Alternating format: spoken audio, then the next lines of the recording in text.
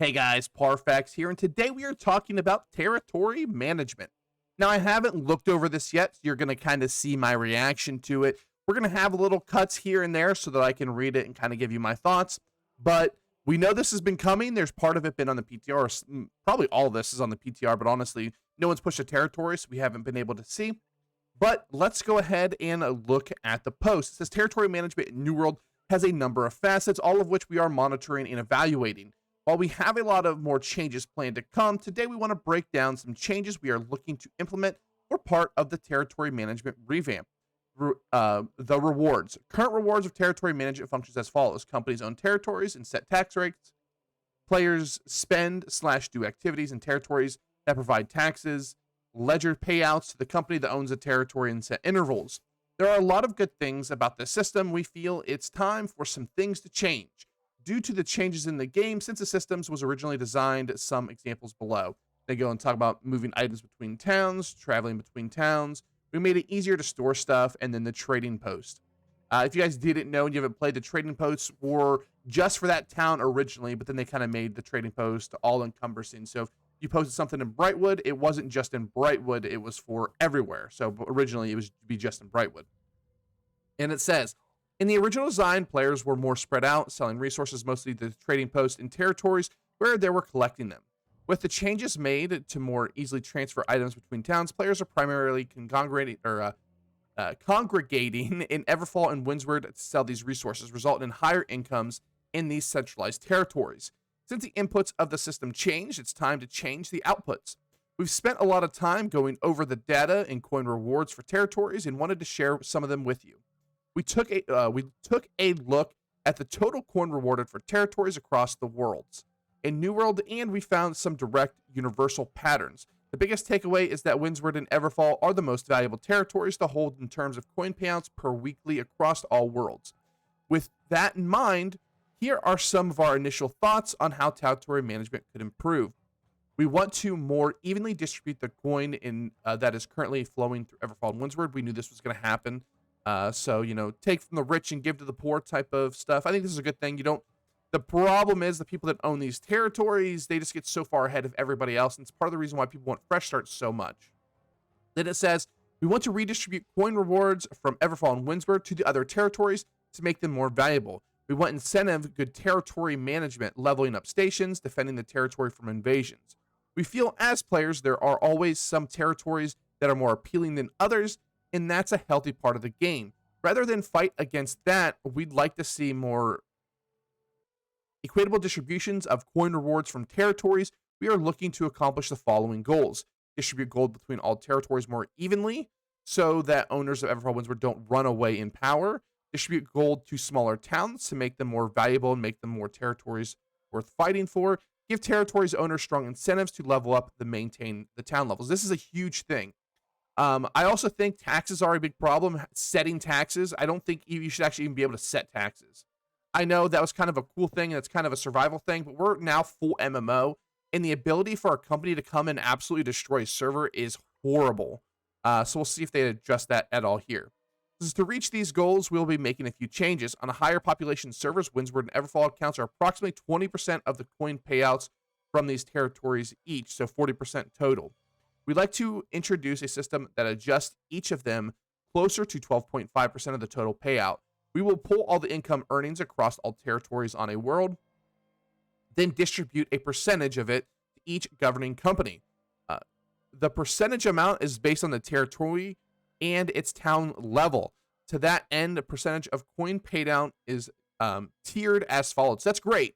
So this means that if you are one of those, shitty companies that come in and they just jack everything up to try to force you to another territory, that's not going to work now because you're just going to get, people aren't going to do your invasions when they start downgrading the towns.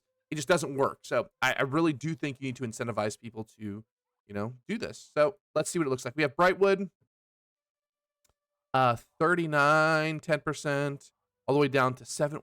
So this is how many stations I believe you have upgraded. So I think 40 is a cap. Is it 39 is a capital? I thought 40 was a capital, but it looks like 39 is a capital. So Brightwood, you would get 10%, Brimstone 12.5, Cutlass 5. Let's see, where's Windsward, Everfall? Windsward's 12.5, Everfall I imagine is 12.5. Yeah. So you your capitals basically now in the cities are going to be 12.5. So that's Everfall, Brimstone, and Windsward. So you have Windsward, Everfall, Brimstone. This means that these companies are going to lose almost half of their money, at least when it turns of each city. Now, some of them own both, and I think we're going to see that's going to change here as well. So they're losing about half of that, and that's if they have their town maxed up. If they are, losing invasion, maybe they have two things downgraded. Now they go from losing 12.5 to about another, 7.7%. So not a incredible amount of decrease, but if they just kind of let it go to shit, you get pretty much next to no reward. So it does incentivize you to continuously upgrade your town and to do your territory standing, or not do your territory standing, but do your invasions and actually complete them. So this is good. I think this is a good change. We'll see how these numbers kind of react. First Light, I'd like to see what percentage First Light actually gets now. I wonder if it's like 1% or something like that. So it'll be interesting to see. Now you may be asking, why are the percentages of trading similarly in value to their current coin rewards? While not to mistake territory and gypsum kilns more valuable or distribute the rewards equality. Wait, hold on. So why not make territories and gypsum kilns more valuable or distribute the rewards equally?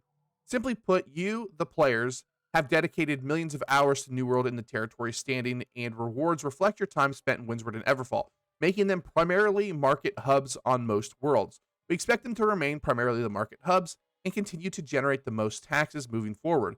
We will, of course, continue to monitor this and make changes as needed. Now, is this going to be all coins? Let's go up here. Hold on.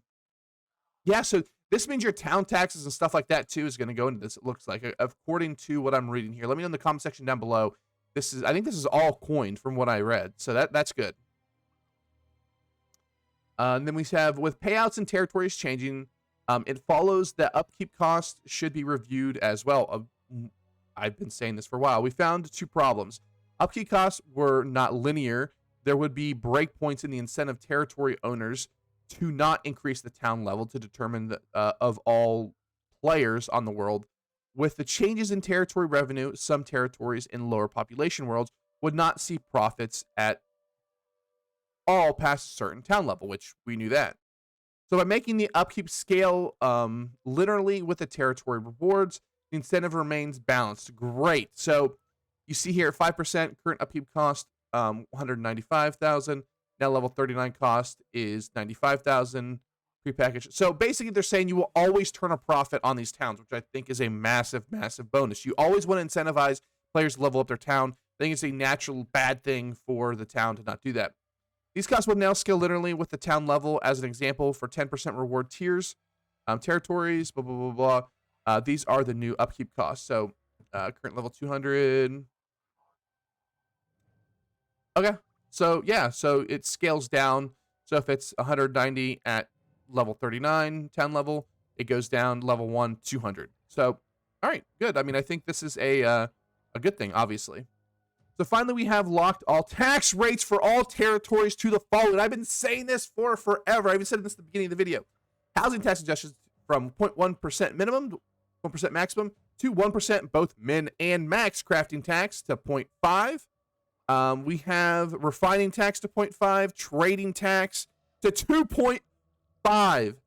Thank you, New World. I've been saying this. This is part of the reason why they absolutely destroy servers. Thank you, thank you, thank you, thank you, thank you, thank you. I've been saying they need to lock these payouts for the longest time. 2.5 is the minimum. They went with the minimum other than everything on housing, which everybody puts everything max at housing anyway because it's still so tiny. We have been looking for at the data around coin payouts for territories and feel confident that this will bring the rewards of ownership of the quote-unquote top tier territories down significantly while increasing the value of other territories. Yes, yes, yes, yes, yes. I've been saying this for forever. Don't let these dumb companies come in and jack the tax rates up just to force you out of the territory. FAQ, I am in a company that owns Windsward. Does this new mode mean owning it will no longer be lucrative? That's a dumb question. Of course it will be.